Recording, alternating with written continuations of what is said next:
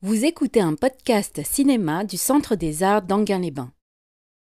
Merci à tous d'être venus pour voir ce très beau film Armageddon Time. On aura bien sûr l'occasion d'en donner une lecture à l'issue de la séance et d'en reparler tous ensemble. Simplement, je vais vous présenter le cinéaste qui est James Gray, qui est très admiré en France, un peu moins aux États-Unis. Nul n'est prophète en son pays, comme on dit, mais disons qu'ici, il jouit d'un certain prestige et d'une véritable admiration de la critique. Puis même, il y a des études sur James Gray qui sont assez intéressantes. En tout cas, on peut le présenter comme issu d'une histoire qui serait celle du cinéma américain classique, d'une certaine lignée comme ça qui aurait traversé toute l'histoire du cinéma américain et qui fait qu'on l'appelle aujourd'hui, qu'on le range parmi les cinéastes néoclassiques. Alors c'est un terme un peu peut-être un peu jargonneux, mais en tout cas, ça marque bien une position dans l'histoire d'un art. Néoclassique, ça voudrait dire quelqu'un qui hérite des formes passées, qui héritent d'un certain souci de transparence, de clarté, d'une certaine idée du cinéma, du film comme unité, et d'un certain idéal de beauté aussi qui serait derrière lui, car néoclassique veut dire qu'on arrive après, qu'on arrive trop tard, qu'on arrive après quelque chose, après la grandeur qui a été celle du cinéma hollywoodien, celui des studios, celui qu'on a appelé de l'âge d'or. Hein. Et James Gray, qui est né en 69, et vous allez voir que cette date n'est pas anodine, notamment dans le film qu'on va voir. James Gray, qui est né en 69, est arrivé après cette grandeur, après même un dernier feu d'artifice du cinéma américain qui avait été les années 70, où une nouvelle génération d'auteurs était apparue, les Scorsese, les Coppola, etc. avaient formé le nouvel Hollywood. Et James Gray, lui, il a tourné son premier film en 94, c'était Little Odessa, il avait 25 ans, il était très jeune. Et le deuxième, The Yard, c'était en 2000.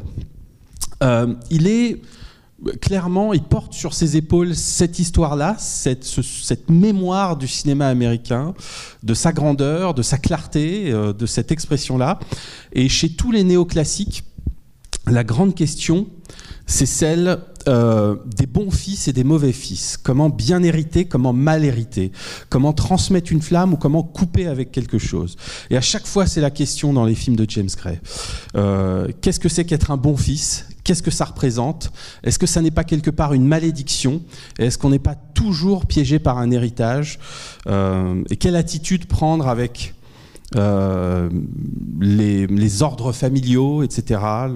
Voilà, donc ça c'est vraiment des choses qui l'animent et qui se reflètent encore ici. Il se trouve que c'est encore plus fort dans Armageddon Time parce que ce film est très autobiographique. Il se retourne sur l'enfance de l'auteur, un peu comme l'ont fait récemment beaucoup de cinéastes américains qu'on suit, comme Paul Thomas Anderson, notamment avec Licorice Pizza, qui était sorti en début d'année, ou même Quentin Tarantino avec Once Upon a Time in Hollywood, qui ont tous regardé vers, je dirais, la charnière, ce moment des années 70 où ils étaient enfants. Et James Gray, c'est plutôt le passage des années 70 aux années 80. C'est-à-dire le moment où Ronald Reagan va être élu président des États-Unis. C'est donc un retour sur son enfance, sur la promesse qui avait été celle de ce moment d'enfance. Promesse, on va voir, qui va se matérialiser dans le film, vous verrez, par une forme d'amitié. Et puis aussi le rendez-vous manqué des années 80. Qu'est-ce qui, à ce moment-là, va être raté, va être perdu définitivement pour l'Amérique, avec comme ça un regard rétrospectif sur ce passé. Et la question des fils, des enfants de l'Amérique, des enfants de l'immigration aussi, puisque l'histoire de l'Amérique est une histoire d'immigration. Vous allez voir, le film se passe dans un milieu identique, semblable à celui qui a été le milieu d'enfance de James Gray, c'est-à-dire une famille d'immigrés juifs ukrainiens. Et cette question, voilà, comment continuer quand l'âge d'or a été perdu, comment continuer quand la corruption s'est infiltrée dans la conscience, et que faire avec cette histoire des États-Unis qui, à la bascule des années 80, a définitivement coupé les ponts avec ses idéaux fondateurs. Voilà, j'en dis pas beaucoup plus, j'ai déjà planté un peu le décor. Bon film, et on se retrouve tous ensemble après pour une discussion et pousser l'analyse un peu plus loin. Voilà, bon film et à tout à l'heure, merci. Pour être très synthétique, pour aller vite, on a parfois reproché au film un côté simpliste, hein, le fait de vouloir résumer comme ça un moment de l'Amérique par l'amitié impossible entre un petit garçon blanc et un petit garçon noir. Voilà, cette espèce de répartition un peu binaire. On l'a reproché au film. On a dit voilà, c'est un peu, c'est dessiné à gros traits, quoi, grosso modo, hein, et que le film était un peu simpliste là-dessus. Or, justement, moi, je dirais pas simpliste, je dirais qu'il y a une forme de simplicité dans l'approche qui permet de faire passer, au contraire, des choses très complexes et d'avoir comme ça, c'est vrai, un moment, plus qu'un moment de l'histoire des États-Unis, un point de bascule définitif. Hein, un point de non-retour. Il y a quand même le sentiment qu'on ne reviendra pas en arrière à la fin du film. Et c'est quand même un sentiment historique, un moment crucial qui passe à travers ce petit détail qui serait l'amitié entre deux enfants. Ce qui est une opération, je trouve, assez extraordinaire pour mon compte. Et qui, même si le schéma de départ est assez simple, fait passer énormément de complexité. Et chaque scène ajoute un peu plus de complexité au tableau. Il y a beaucoup d'éléments, de choses dont traite le film, mais pour moi, il n'est pas simpliste. Il est au contraire assez terrible. Il y a quand même il y a quelque chose de sombre dont on n'attendrait pas d'un film qui parle de l'enfance, des 400 coups qu'on peut faire à cet âge-là, une espèce de roman d'apprentissage entre deux garçons, surtout le petit héros, Paul Graff, qui est au centre du film et qui va tirer une leçon assez amère. Il y a une forme d'amertume qui se dégage du film, un regard extrêmement désolé sur ce moment de l'enfance, hein, qui est déjà un contre-pied, quelque chose d'assez inattendu. En général, les récits d'enfance sont des récits initiatiques, des romans d'apprentissage, de formation, etc. Et ici, on a l'impression que c'est au contraire un roman contre-initiatique, hein, où on va désapprendre quelque chose, on va se délester d'illusions, de croyances, etc. Et il y a quelque chose de très âpre à la fin, hein. Lors des dernières scènes, on y reviendra, la fin est extrêmement intéressante, je mets de côté pour l'instant. Mais voilà, cette âpreté, ce côté sombre, et même le sentiment de colère sur lequel débouche le film, parce que j'ai l'impression que c'est ça que James Gray va chercher, qu'il atteint dans les derniers moments. Il peut y avoir un côté sombre, comme on l'a dit, une forme d'amertume, une tristesse, un désenchantement, voilà, qui sont caractéristiques du film, mais le constat ne se suffit pas à lui-même, on en arrive à un point de colère, une révolte. À la fin, quand même, le petit héros, Paul Graff, fait démission. Il décide, en plein discours d'un des chefs de l'établissement, enfin un représentant de la famille Trump qui finance ce collège pour l'élite, en quelque sorte, et qui sert un espèce de discours méritocratique, on y reviendra. Il choisit à ce moment-là de partir, de sortir de l'école, de s'en aller, quoi. Il fait des missions, hein, clairement, il coupe quelque chose. Donc pour moi, c'est très simple, c'est fin, c'est fait sans hystérie, sans sortir les grandes orgues, mais c'est un geste très fort et un geste vraiment soit de rage ou de révolte, mais qui passe par des choses très fines. Alors voilà, bon, alors ça c'est pour planter le tableau et dire ce qui a pu être reproché au film, parce que moi je conteste par ailleurs, hein, ce côté que le film serait simpliste. Qu'est-ce que raconte le film ? Déjà, la date à laquelle il se déroule n'est évidemment pas anodine. la date, c'est 1979, c'est la rentrée 79, puisque dès le début du film, c'est la rentrée des classes en quelque sorte. Paul est au collège, c'est le premier jour de cours, le professeur se présente, etc. Et c'est la rentrée 79, et c'est la campagne pour les présidentielles, hein, grosso modo, où se dégage un candidat qu'on va apercevoir à la télévision, qui est Ronald Reagan. Bon, et qui, à la fin du film, on l'apprend quand la famille Graff, enfin la famille de Paul, est réunie devant la télévision, a gagné les élections. Reagan a été élu président. Et on est en 1980 à ce moment-là, on a franchi la barrière entre les années 70 et les années 80, et se profile à ce moment-là une bascule politique des États-Unis. Les années 70 avaient été des années de bouillonnement, de contestation, d'énormes activités politiques, d'activisme, même de radicalisation par certains côtés, que ce soit dans les universités américaines, dans la rue, les manifestations, etc. Les années 70 avaient été un moment de contestation et de vitalité politique et de conflits assez manifestes. Et les années 80... l'élection de Ronald Reagan va changer quelque chose, marquer un changement.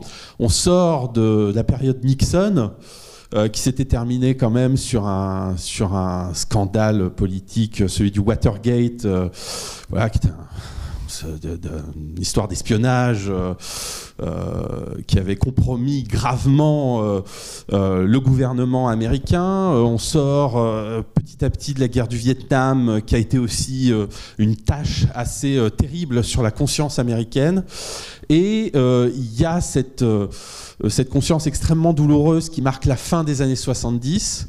Et les années 80, ça va être une entreprise de rénovation, enfin en tout cas de balayage de tout ce qui a pu être joué, raté ou entrepris dans les années 70. Reagan, c'est une doctrine, on a appelé ça la doctrine Reagan d'ailleurs, hein, c'est la doctrine de la nouvelle économie néolibérale qui se traduit par une diminution du rôle de l'État, une présence de l'État de moins en moins forte sur le territoire, des services publics qui se réduisent, une dérégulation de la finance, un déploiement de la libre entreprise et une mise en concurrence de tous contre tous en quelque sorte. Hein. Ça correspond, c'est un moment du monde occidental qui est impulsé aux États-Unis par l'élection de Reagan, mais qui va se refléter en Europe avec la présence de Margaret Thatcher au Royaume-Uni, et puis qui va se répandre comme une traînée de poudre. C'est une espèce de la nouvelle économie va s'emparer du monde en quelque sorte, mais voilà, ça commence avec l'élection de Reagan, et on va vers une sorte de glaciation des rapports sociaux, ou un raidissement comme ça des rapports sociaux, ce qui avait été la promesse des années 70, d'un fort militantisme, d'une sorte de négociation sociale, dans les années 80 est brisé. Ça s'arrête net, et l'économie organise la concurrence de tous contre tous. C'est la concurrence des communautés aussi, aux États-Unis, qui va être très forte. Donc voilà, tout ça est un peu le contexte historique dans lequel se déroule le film. Ce sont les prémices, évidemment. On ne va pas dans tout ce que sera les effets du néolibéralisme aux États-Unis et ailleurs, mais il y a les prémices, il y a un vent qui tourne. C'est l'ère du temps qui est en train de changer, et c'est ce que se propose de saisir James Gray à ce moment-là. Il est assez frappant que le film se déroule en automne et en hiver. Bon, automne qui est traduit par la photographie du film, qui sont des demi-teintes assez cotonneuses, des couleurs cassées comme ça, vraiment des teintes automnales. On entre dans l'automne de l'humanité, en quelque sorte, l'automne des États-Unis. Il y a, comme je disais, une glaciation des rapports sociaux. Oui, c'est un changement de saison, et on va vers le froid, en quelque sorte. Des rapports qui se rafraîchissent largement. Alors, ce que le film raconte, c'est en effet d'abord l'amitié de deux enfants qui se découvre en classe, qui sont liés comme ça. Paul et son copain Jonathan, alors l'un est blanc, l'autre est noir, mais les histoires sont plus complexes. Mais ce qui est intéressant au début, c'est qu'ils se repèrent tous les deux parce que ce sont des farceurs, quoi, dans la classe. Ils sont un peu hors normes, ils font des blagues, ils aiment faire rire la classe, etc. Et tout à coup, ils sont repérés par le professeur et tout de suite mis sur l'estrade devant les autres, repérés comme des trublions. Et donc, il y a une sorte d'amitié qui naît. Ils se reconnaissent l'un en l'autre. Voilà, quelque chose qui fonctionne comme ça. Et tout le film va à la fois raconter cette amitié et à quel point elle est rendue impossible, surtout comment les deux enfants vont être écartés l'un de l'autre et finalement séparés. Ça, c'est la fin du film. Et séparés à leur corps défendant, contre leur volonté. Pourquoi ? Et ça, c'est très intéressant. Ils sont séparés parce qu'il y a des forces sociales qui entrent en jeu. Des forces sociales invisibles, des choses qu'on ne peut pas filmer, mais quelque chose qui, inexorablement, petit à petit, les écarte, les disjoint, voilà, et qui sont la résultante d'un tissu social qui est très complexe, qui va s'expliquer par plein d'étapes, notamment dans la famille de Paul, on y reviendra. Mais l'un des objets d'Armageddon Time, ça pourrait être de saisir, sans qu'il soit possible de les filmer, parce que ce sont des abstractions, ces forces sociales à l'œuvre, les logiques souterraines qui font en sorte qu'un petit garçon blanc et un petit garçon noir du Queens, là, avec ce quartier de New York qui est un peu périphérique, ne peuvent pas rester communément sur le même parcours social, sur la même perspective sociale. Inexorablement, ils seront remis à leur place. Chacun devra retourner à sa place, même si l'espace de leur amitié aura promis un moment, comme dans une parenthèse, une forme de réunion, de sympathie, de communauté transethnique, si je puis dire. Eh bien non, les logiques sociales feront en sorte que chacun, petit à petit, et à la fin du film, retourne à sa place. Quelles sont ces forces sociales ? C'est toute la question du film. Mais on peut dire que le parcours de ces deux petits-enfants, ces deux enfants, les deux protagonistes, il est cerné par deux moments assez caractéristiques. Et le cœur du récit, ça me semble être, avec le personnage de Paul, qui est vraiment le personnage principal et qui est un reflet, comme je le disais au début, de James Gray. Il y a quelque chose de très autobiographique. Il l'a dit au fil de ses interviews, ne serait-ce que la ressemblance physique entre le jeune acteur et le cinéaste, qui est c'est un petit rouquin qui lui ressemble beaucoup.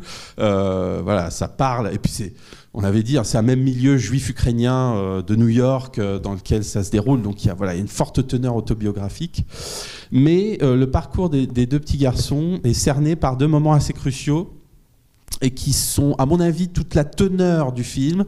C'est-à-dire ces moments où Paul va être amené à faire défaut à son ami. C'est-à-dire, il n'aura pas le courage de le défendre, il n'aura pas le courage de résister pour lui, et il va le trahir, en quelque sorte. Et ça, c'est intéressant parce que c'est symétrique dans le film.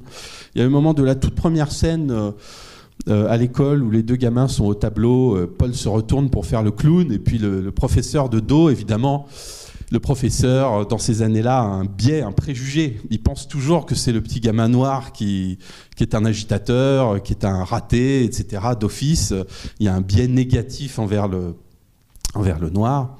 Et donc, il punit Jonathan sans que Paul vienne à sa rescousse, et se dénonce lui-même, finalement. Le fait de ne pas se dénoncer, ça va se rejouer à une autre échelle au moment du vol de l'ordinateur à la fin, où c'est carrément Jonathan qui va se sacrifier pour Paul à ce moment-là, en comprenant, il comprend plus vite que Paul que le jeu est biaisé, les dés sont pipés, comme dira le père de Paul à un moment, et que finalement c'est le petit garçon noir qui va payer pour le blanc.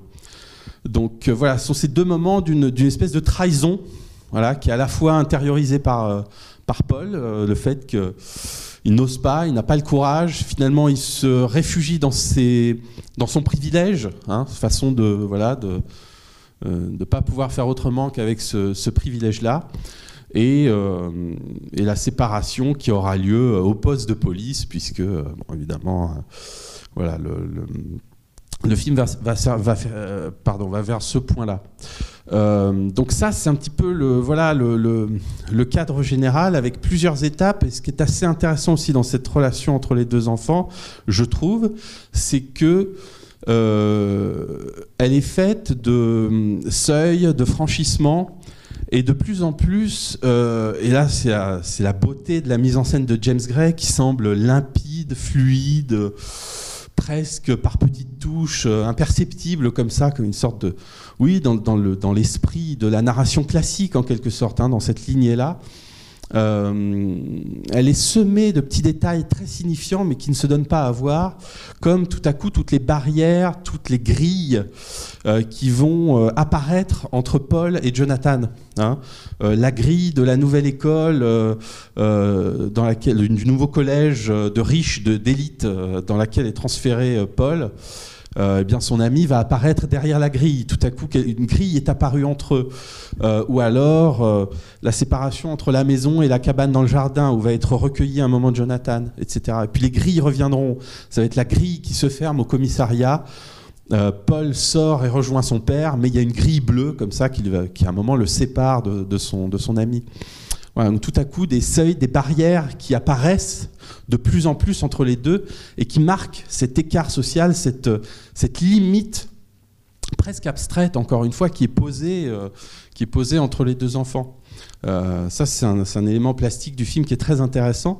Et le fait aussi qu'à partir d'un moment, Jonathan devient presque s'éloigne de l'orbite de Paul. Il est comme attiré vers l'extérieur et il n'est plus au centre du récit. Il est aspiré par cette force sociale et il devient presque comme un fantôme qui vient le revisiter de plus en plus, qui réapparaît comme ça, dans la cabane, aux alentours. Il surgit dans la rue et puis on le revoit que par intervalle, par intermittence. Il est comme drainé à l'extérieur du récit. Tout à coup, il est aspiré. Ça, c'est très subtil aussi, ce virage que fait le film et qui absorbe, qui dilue presque la présence de Jonathan, alors qu'au début, il y a plein de scènes avec les deux enfants.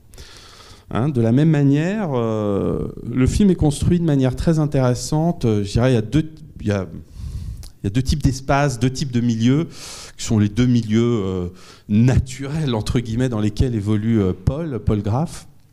Il faudra revenir sur le nom aussi parce que c'est intéressant, mais disons qu'il y a deux types de milieux. Il y a la famille et l'école. Alors, que ce soit dans la famille, la maison de famille ou à l'école, il y a deux types de scènes à chaque fois. Il y a les scènes collectives.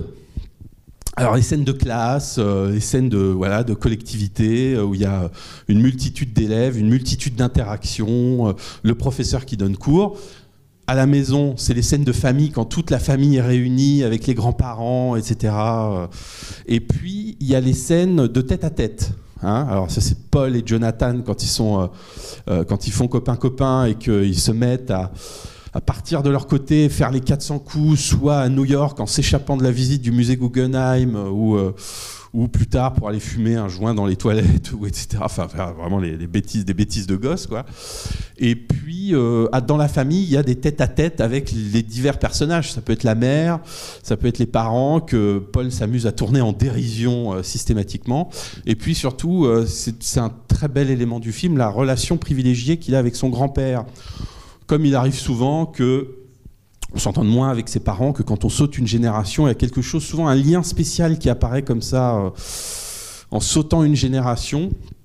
Et il y a quelque chose qui passe, une transmission qui se fait entre le grand-père qu'on va découvrir mourant et Paul, le grand-père qui est joué par Anthony Hopkins, qui est quand même un acteur chevronné, on peut le dire.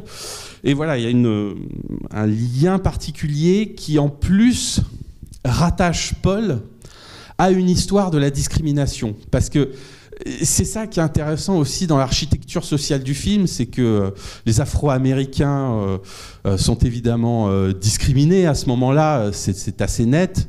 C'est le résultat d'une longue histoire. Il y a eu la lutte pour les droits civiques dans les années 60-70, mais malgré tout, quelque chose demeure d'une barrière, d'un plafond de verre, d'une catégorisation sociale infranchissable avec les enfants afro-américains. Alors que la famille de Paul, qui est une famille blanche, bon, elle a ce privilège-là d'être blanche parce que c'est quand même une voie d'intégration, mais malgré tout, elle a un souvenir, une mémoire de la discrimination, elle vient d'Europe, elle a fui les pogroms, c'est ce qu'on apprend dans le discours du grand-père, du personnage d'Anthony Hopkins. Elle a fui les pogroms, elle a fui les violences en Europe, elle fait partie de, elle a suivi en quelque sorte le rêve américain, l'intégration, l'arrivée à Ellis Island, etc. Mais il y a eu 2 générations, et en 2 générations, alors des grands-pères aux parents, aux petits-enfants, il y a quand même une brèche d'accession à la classe moyenne qui s'est dessinée. Le père de Paul le dit à un moment, mon père était plombier, etc. Lui, il a monté son entreprise, etc. Il y a quand même une possibilité d'accession, d'évolution sociale qui va plus vite que pour les populations noires. Donc c'est ça qui est intéressant. Mais tout ce que transmet le grand-père de Paul à son petit-fils, enfin le grand-père au petit-fils, c'est aussi cette mémoire des massacres de population, de la persécution des Juifs en Europe, qui doit lui servir d'éthique, de morale. C'est très beau parce que c'est à l'approche de la mort, au moment où il va jouer avec son petit-fils dans le parc, à la fusée, où tout est dit à demi-mot, en fait, où il y a quelque chose à la fois d'extrêmement funèbre, parce qu'on sait le grand-père conscient de sa disparition prochaine, c'est quelque chose que Gray a préparé, et tout passe à travers un jeu d'enfant, des paroles absolument définitives. S'il veut voir son petit-fils à ce moment-là, c'est parce qu'il a quelque chose à lui faire passer, un message à lui transmettre. Tu dois tenir, tu dois résister, tu dois dire non, tu dois être un mensch, comme on dit en yiddish, quoi. Enfin, c'est ce terme-là, tu dois être un homme, quoi. Tu dois t'interposer quand on dit du mal des Noirs ou des Hispaniques, etc. Il a ça à lui faire passer. Et ce qui est absolument terrible dans le film, c'est que Paul ne sera pas à la hauteur de cette exigence du grand-père. Il n'arrivera pas il va échouer dans ce programme-là, tout en gardant ça au fond de lui. Et ça va être un petit peu toute l'amertume, toute la tournure terrible et effarante du film. Voilà, alors Graff, il s'appelle Graff parce qu'évidemment, c'est intéressant parce que il dessine, quoi. C'est un dessinateur, il veut être artiste, etc. Donc il n'arrête pas de dessiner, et surtout dans l'imaginaire. Graff, c'est aussi l'écriture. Enfin voilà, si on revient à la racine latine et écriture, James Gray le fait passer par le dessin. Lui, il est devenu cinéaste, donc son alter ego, comme ça, il en fait aussi un petit artiste en herbe. Ce qui est évidemment très mal perçu dans une famille qui est obsédée par son élévation sociale, par le fait de s'intégrer, de se plier comme ça à la doxa du pays d'accueil en quelque sorte, et de montrer patte blanche, envers le pays où les ancêtres ont immigré. Et donc la carrière artistique, la vocation artistique supposée rêveuse du petit enfant est évidemment très mal vue.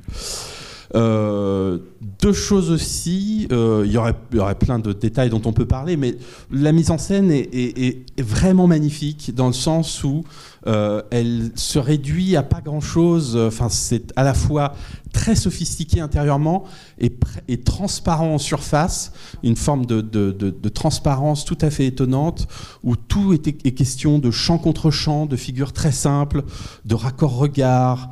L'un parle, l'autre écoute.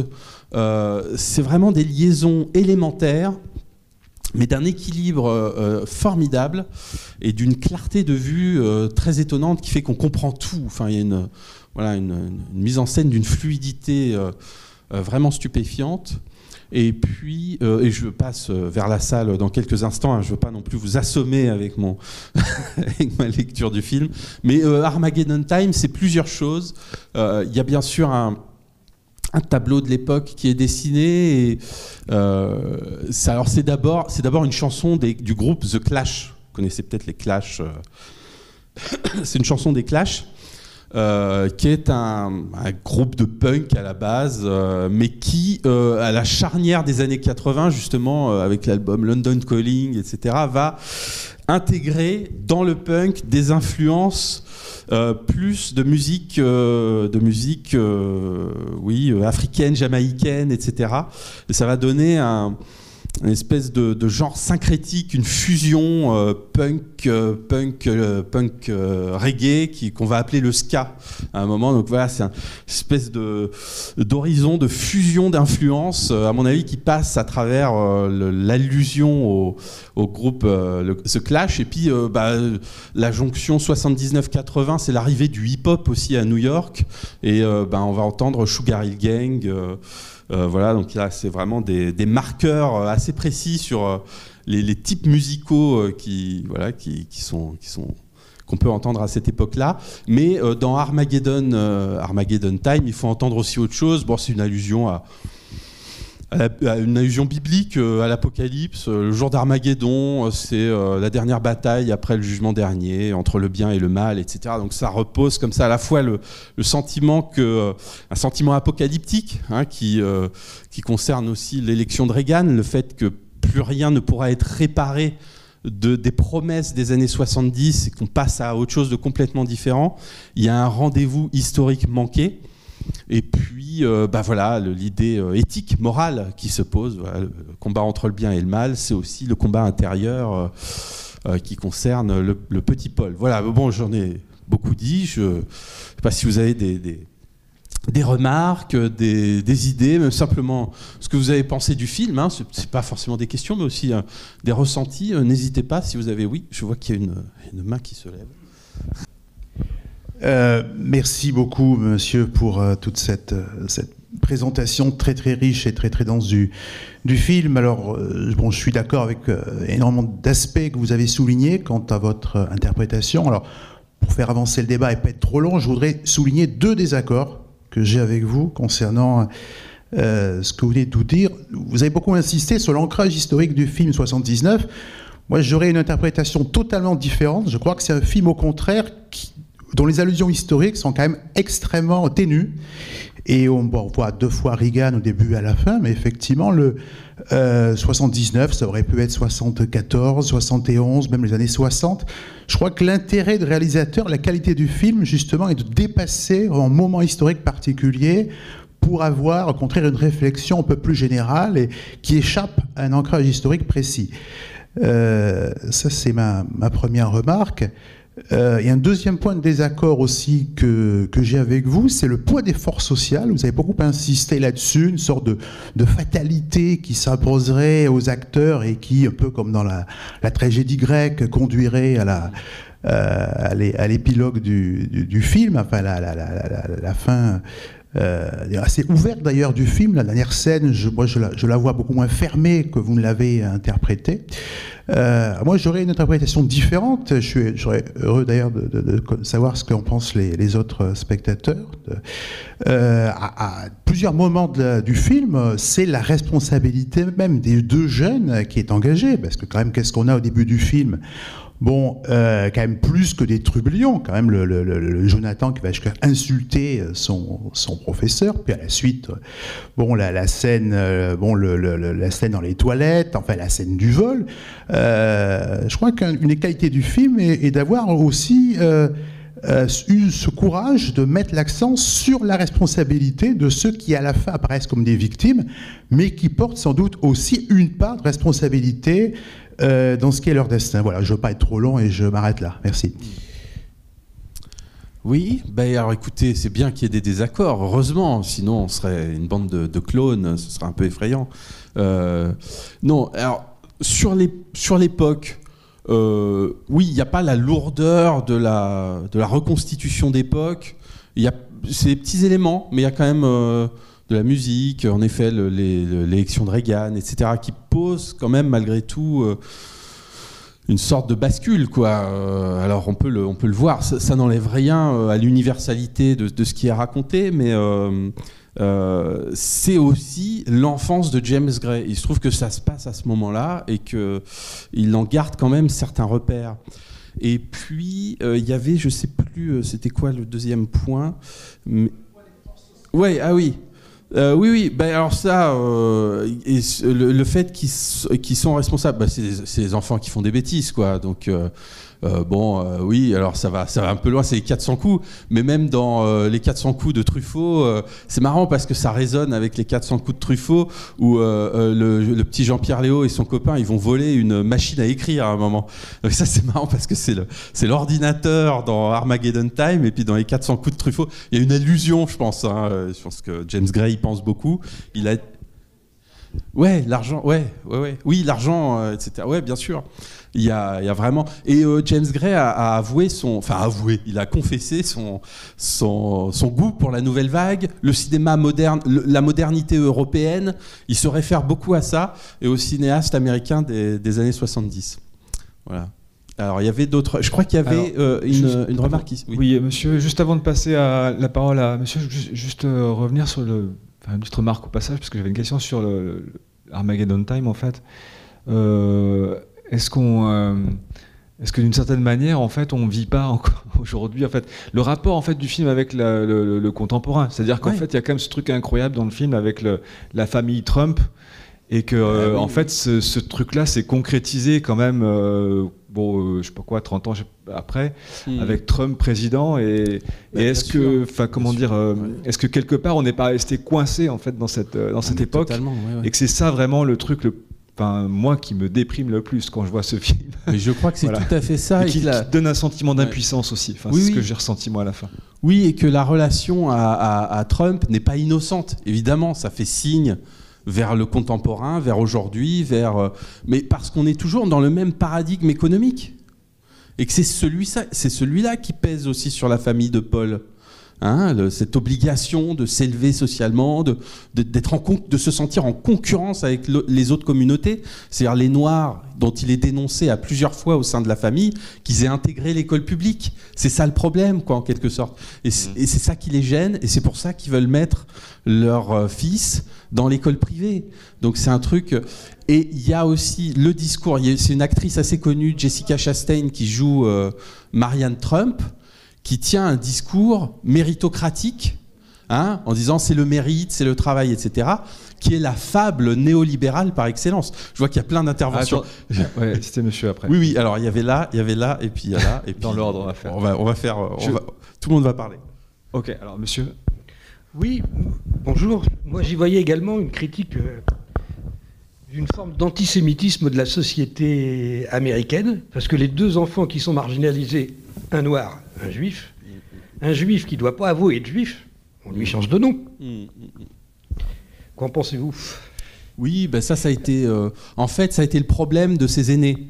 On comprend que c'est les grands-parents, bien sûr, et les parents qui ont été confrontés à ça, et ils ont l'espoir que pour leurs enfants, ce soit plus facile. Mais il y a quand même une promesse d'accès à la classe moyenne qui a été quand même un peu réalisée malgré tout, pour ces immigrants-là. C'est pas pareil pour les populations. Moi, accéder au grand collège, il fallait pas dire qu'il était juif. Oui, ils ont changé le nom. Ouais. En effet, c'est un stigmate qui demeure. Ouais, c'est vrai. Oui, bonsoir. Je voudrais simplement dire que j'ai eu un extrême plaisir à regarder ce film et que le génie du cinéaste a été la simplicité et le mode un peu éternel des caractères qu'il a décrits parfaitement. Qu'on parte de Paul jusqu'au flic qui va l'interroger, dans sa typicité, tout est remarquable de simplicité, de vérité. Et je regrette qu'on ait passé une demi-heure à épiloguer sur tel truc, tel détail, etc.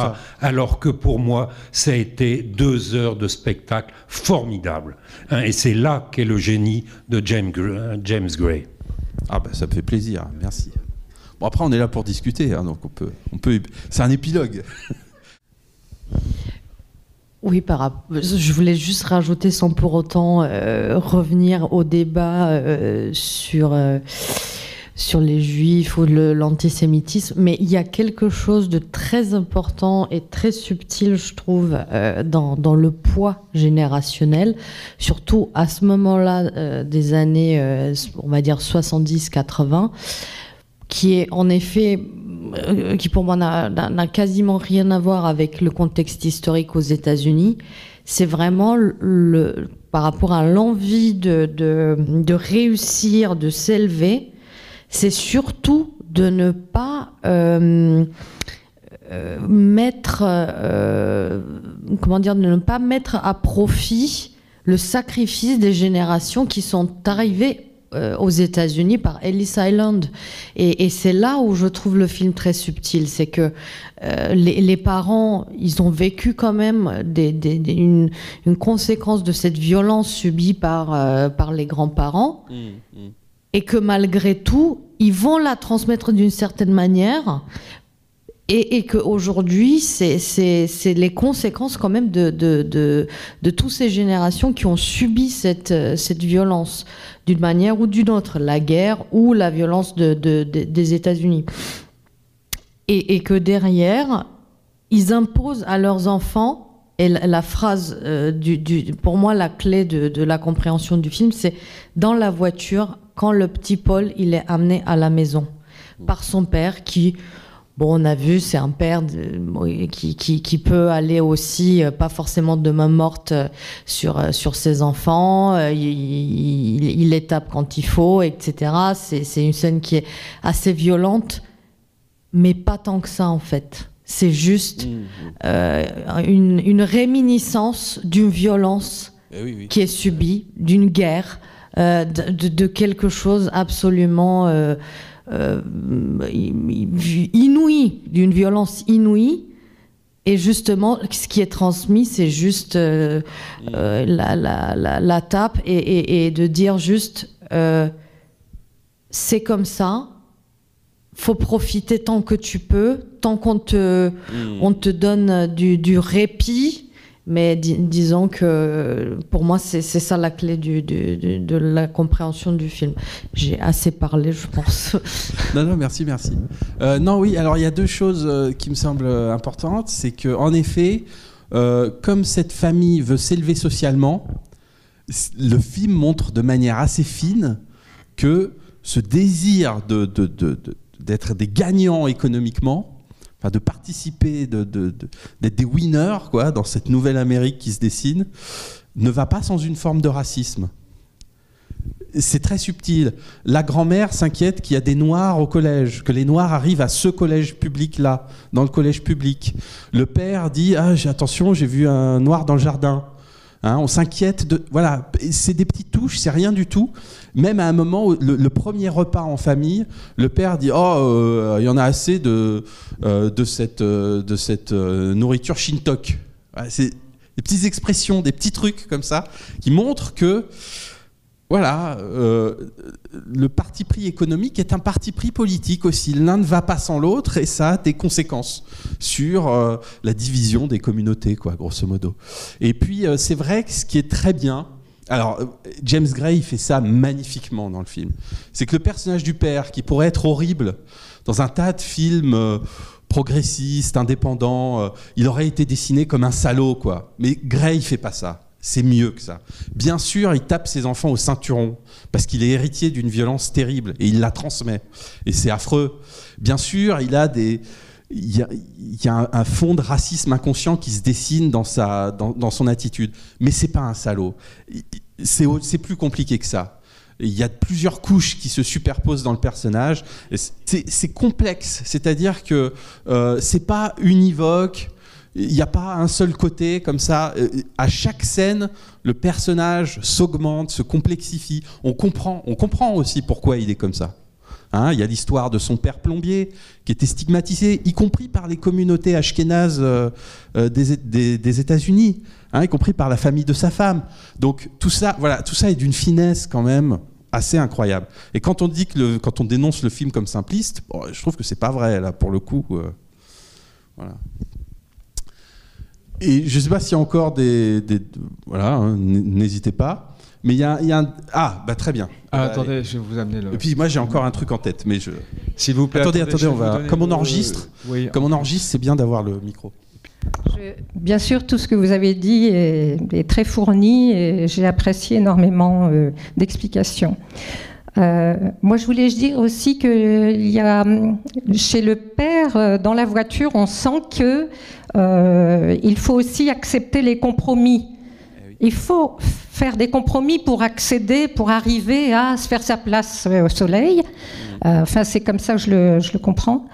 Et moi, ce que je vois à la fin du film, dans le départ du jeune, qui n'accepte pas d'être justement la future élite, hein, et il ne veut pas rentrer dans le moule, justement, depuis le début, de toute façon, puisqu'il est contre les règles, il est révolté, il est un peu outlaw, hein, hors la loi, et il sort de là, il ne veut pas accéder au monde de Trump, hein, c'est un peu ça. Et il sort comme c'est un geste de révolte et c'est plus optimiste pour moi que quelque chose de défaitiste. Voilà. Enfin, je le pense comme ça, je le ressens comme ça. Je comprends. Non, mais je veux pas bloquer une interprétation, hein, bien sûr. Alors le père, il dit dans la voiture, il dit la vie est injuste. Tu as un privilège, profites-en. Mais c'est très discutable ce qu'il est en train de lui dire. Hein. Voilà, c'est pas du tout le discours tenu par le grand-père. C'est très différent. Donc ça, c'est intéressant aussi. Simplement cette confrontation. Ouais. Il rêve du grand-père une fois mort. Il lui apparaît dans sa chambre à la fin. C'est très beau, ça aussi. Ouais.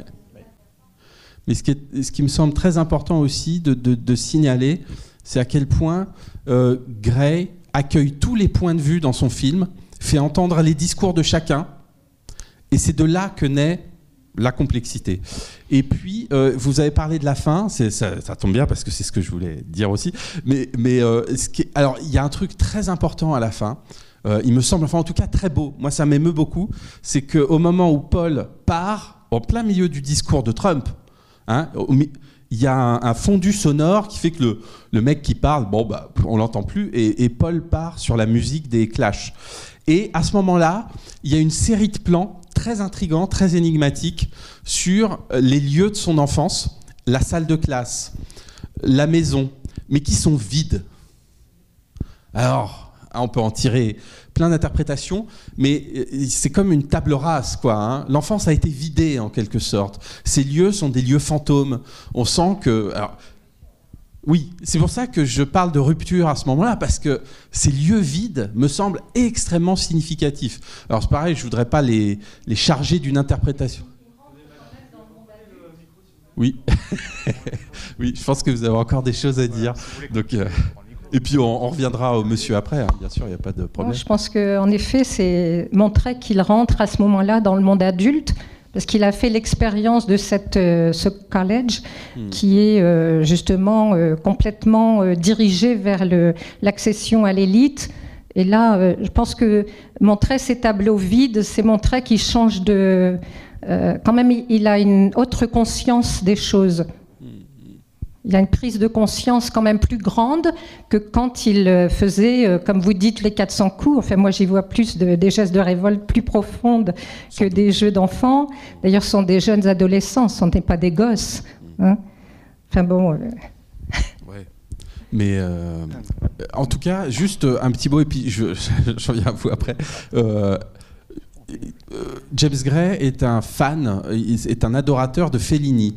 Et Federico, il a reconnu son admiration pour Fellini. Et Fellini a tourné un film qui s'appelle Les Vitelloni, peut-être que vous le connaissez, qui est histoire de grands garçons dans une petite ville du nord de l'Italie qui végètent et qui veulent pas rentrer dans la vie active et ils font un peu n'importe quoi. Et à la fin du film, il y en a un qui s'échappe, qui veut aller à Rome, qui prend le train. Et au moment de prendre le train, il y a comme ça des plans sur des lieux vides. hein, et notamment sur ses copains qui sont en train de dormir, des espèces de plans qui balayent comme ça. Je crois qu'ici on a aussi une petite allusion à Fellini, au Vitelloni de Fellini, parce que il aide bien beaucoup. Oui, j'avais oublié complètement cette fin du film de Fellini. Mais je partage avec vous cette idée que le dernier quart d'heure, enfin, est vraiment l'apogée du film. On a des trouvailles cinématographiques et une incertitude aussi sur la véritable fin du film. Mais je voudrais surtout insister sur un point aussi, c'est l'objet de la révolte de Paul. Finalement, est-ce qu'il se révolte contre l'injustice ou est-ce que ce serait aussi plus simplement une révolte contre la sortie de l'enfance? Madame soulignait qu'on était à la charnière entre l'enfance, l'adolescence et voire peut-être même le début de l'âge adulte. Est-ce qu'il n'y aurait pas aussi une difficulté à assumer le monde tel qu'il est et à fuir effectivement le rêve d'être artiste ou cosmonaute? C'est aussi une piste, me semble-t-il, sur lequel s'engage le film, sans donner une réponse évidemment précise. C'est ce qui en fait sa force aussi. Ouais.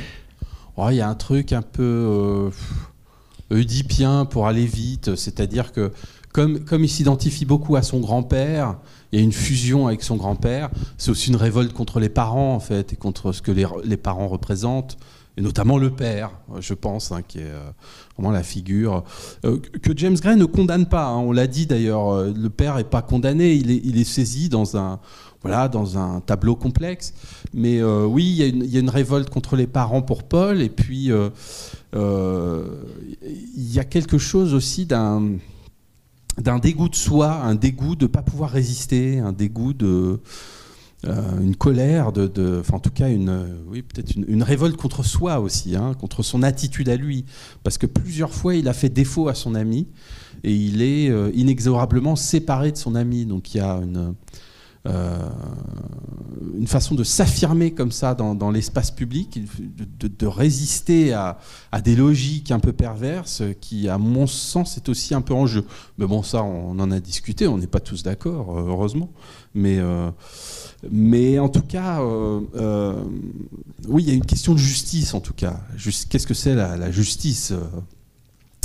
La vie est injuste, lui dit son père, et c'est une épreuve de justice ratée, un échec en tout cas qui aura lieu avec son camarade de classe. Merci en tout cas pour toutes vos interventions, merci pour vos réactions, et puis peut-être qu'on se retrouve en janvier. On peut annoncer d'ores et déjà la séance de janvier. Alors on va changer radicalement déjà de cinéaste évidemment, mais d'univers, parce qu'on va vous proposer un film de Tsai Ming-liang qui s'appelle Days. Et voilà, je ne peux pas vous le décrire là en 2 mots. C'est une expérience assez extraordinaire de cinéma qui ne ressemble à nulle autre. Et je vous invite vivement à venir la partager avec nous. Voilà, et donc ça sera le 8 janvier. Voilà. Et en attendant, bonne fête. Bonne fête et à bientôt.